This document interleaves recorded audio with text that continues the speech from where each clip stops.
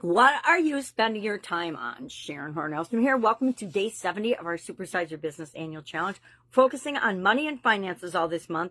And today's topic is your time. What are you, I want to say, investing your time in and spending your time on, or squandering, or I say fiddle farting away because I think that's a fun technical term.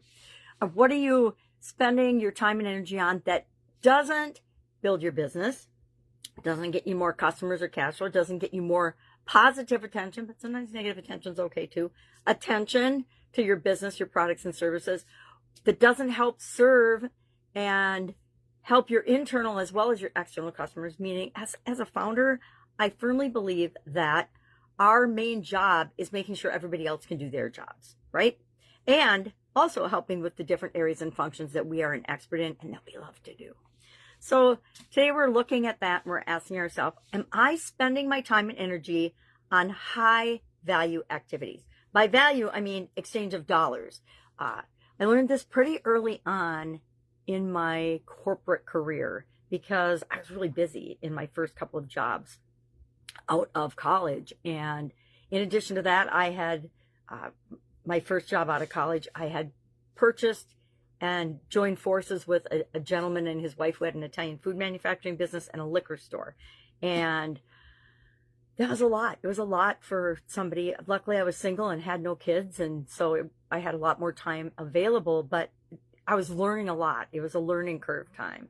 And I had to decide, what am I going to spend my time and energy on? Am I going to be out partying with my friends? And my friends from work, or am I going, and you have to build relationships, right, in corporate America, or am I going to spend some of that time building that business and making sure that it grows, increasing my skills and making sure I'm more valuable to the organization that put their trust in me by hiring me right out of college? So today we're going to think about, and I actually did this when I had an Italian food manufacturing business for 35 years. And every once in a while, somebody would call in sick or at the last minute or not show up. And that's kind of a newer phenomenon. I've been in business a long time. And I remember the first time that somebody no called, no showed. They didn't show up. I just assumed they had been in an accident on the way to work or were in jail or something. Well, it turns out he actually was in jail. So I felt a little bad about that. But lessons learned, right? But I was, on that day, I had to fill in. In manufacturing, you have a production line, and usually every spot on that production line needs to be filled if you're going to have any sort of efficiency or effectiveness during the day. So I had to fill in on the cooker. And as I was on the cooker, I had my notes in my little notebook. I was making sales calls, which is a high value activity, right? And cooking. And so while I was cooking, after I got done with my sales calls, I was paying attention to the process. I always look for ways to improve everything that I'm doing and processes. So I did a couple of those things, which is high value added activity, by the way. But then I was just cooking. And I started thinking about, and I grabbed a piece of paper and writing down all the time and energy I have wasted so far at that point in my career and in my business doing low value activities like helping out on the line, being on the cooker, things that weren't really adding value or building or growing the business. And I was shocked and a little bit horrified, but it was a wake up call for me to say, okay, I really need to get better at making sure we have the help we need, delegating, and spending my time and energy building this business, not working in the business. And that was a big revelation, which I'm inviting you to have as well today.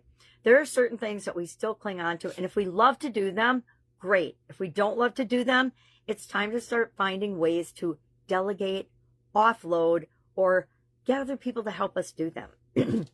I was sharing the example in the Supersize You challenge today that I still do laundry and I still do dishes sometimes, not all the time, but sometimes, because it gives my mind a break from the higher value activities that I'm doing the vast majority of the time nowadays. So learning new skills is something that I consider a high value activity. Having a coach or mentor or being part of a program or a community that is like-minded, that is personal development and growth that we all need. It's outside perspective on how we could do things differently in our business. And I think those are critical things that we do. And guess what? The vast majority of business owners do not do those things. I would say maybe 5%. Everybody wants to grow and build and supersize their business. But the truth is, only about 5% of the people that say that will actually take action toward it. Now, if you're listening to me on an annual challenge, chances are you are one of that 5%. But if you're not, stick with us, because this is the fastest, easiest way to make things happen in a high value way without it being painful or taking too much time. All right, so that's our topic for today. I want you to share in the comments below what percent of your time right now, being perfectly honest, do you think is spent on high value activity versus low value activity? I'm going to say if it's less than 20%, time to make some adjustments and some changes in how you're valuing yourself and what you bring to the table. All right, we're also doing our SOAP framework. I picked monetizing my school community as my challenge area that I'm working on through the SOAP framework. And so where am I right now versus where I want to be? Big gap, right? Really big gap there. So I'm going to, O stands for options. We have infinite possibilities. I'm going to brainstorm at least 10 ways to start filling that gap. That's what you're going to do today. For the challenge area you picked, you're going to pick and start brainstorming 10 possible ways to fill that gap. You're not going to analyze any of them. You're not going to think about them. You're just going to write them down. The more the better is what I'm going to say about this whenever it comes to brainstorming. That go for at least 10. You have time today. We all have time today to get 10 things brainstormed on a little scrap of paper or a Post-it note. And we'll talk about those tomorrow. That's all I've got for you today. If I can help you in any way, hit me up and ask. Otherwise, what are we sharing? Percent of time that we're spending in high value activities. Okay? Or, yeah, let's just do that. Let's just share high value activities.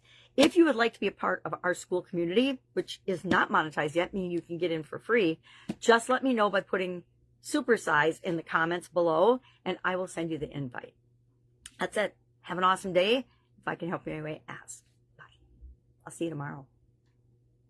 Slow connection now. Can't see the button.